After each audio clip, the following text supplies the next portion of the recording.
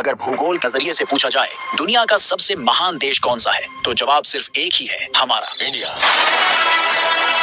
क्योंकि भारत सिर्फ एक देश नहीं बल्कि करोड़ों वर्षों की भूगर्भीय क्रांति और प्राकृतिक चमत्कारों का साक्षी है। एक ऐसा भूभाग जिसने 9000 किलोमीटर की लंबी यात्रा अकेले तय की, जिसने अपने भीतर लाखों नहीं करीब 20 करोड़ साल पुराना इतिहास संजोया है। हिमालय की ऊंचाई, गंगा की पवित्रता, डेक्कन का पठार, पश्चिमी और पूर्वी घाट की दीवारें, ये सब ऐसे ही नहीं बने। हर पर्वत, हर नदी, हर टुकड़ा, ध्यान से देखो, ये सब हमारी धरती के संघर्ष की कहानी कहते हैं। क्या आप जानते हैं कि भारत पहले कहीं और था? हाँ, ये धरती का वो टुकड़ा था जो गोंडवाना लैंड से टूटा, समुद्र के नीचे से होकर हजारों किलोमीटर बहता रहा और फिर एक दिन टकरा गया एशिया से, और उस टकराव से जन्मा हिमालय। वो हिमालय जिससे निकलती है नदियां, गंगा, यमुना, ब्रह्मपुत्र, जो हमारी सभ्यता की श्वास है। और जिन घाटियों में आज हम सांस लेते हैं, वहाँ कभी लावा बहता था। जिस डेक्कन ट्रैप पर आज करोड़ों लोग रहते हैं, वो किसी जमाने में धरती की सबसे बड़ी ज्वालामुखी घटना का नतीजा था। इस वीडियो में हम आपको ले चलेंगे एक अद्भुत यात्रा पर, जहाँ 3D एनिमेशन के जरिए हम दिखाएंगे कि भारत कैसे बना, कैसे अलग हुआ,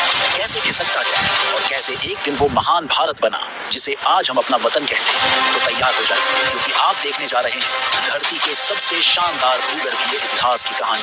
आज से 55 करोड़ साल पहले हमारी धरती की शक्ल बिल्कुल अलग थी। आज के जैसे 7 महाद्वीप नहीं थे, बल्कि केवल 2 विशाल सुपर कॉन्टिनेंट थे, एक लॉरेशिया और दूसरा गोंडवाना। अब आप सोच रहे होंगे, गोंडवाना क्या था? गोंडवाना वो महाद्वीपीय खंड था जिसमें Bharat, Australia, Africa, Antarctica, Madagascar और साउथ अमेरिका, ये सभी आज के देश शामिल थे, सब एक साथ जुड़े हुए, जैसे धरती का एक विशालकाय टुकड़ा। करीब 18 करोड़ साल तक यही व्यवस्था बनी रही। जानवर, पेड़ पौधे, जंगल, सब इसी एक भूभाग पर फले फूले। एक जैसा पर्यावरण, एक जैसी जैव विविधता। अब दिलचस्प बात यह है कि इस महाद्वीपीय खंड को गोंडवाना नाम कैसे मिला? तो चलिए अब कहानी को भारत से जोड़ते हैं। गोंडवाना शब्द की जड़ें भारत की धरती में छिपी है। ये नाम लिया गया गोंड जनजाति से, जो मध्य भारत के जंगलों और पहाड़ियों में आज भी निवास करती है। और ये शब्द निकला संस्कृत भाषा से, जहां गोंडवाना का मतलब होता है वनों और पर्वतों वाला विशाल भूभाग। 19वीं सदी में जब ब्रिटिश और यूरोपीय भूवैज्ञानिक भारत में अध्ययन करने आए, उन्होंने मध्य भारत में कुछ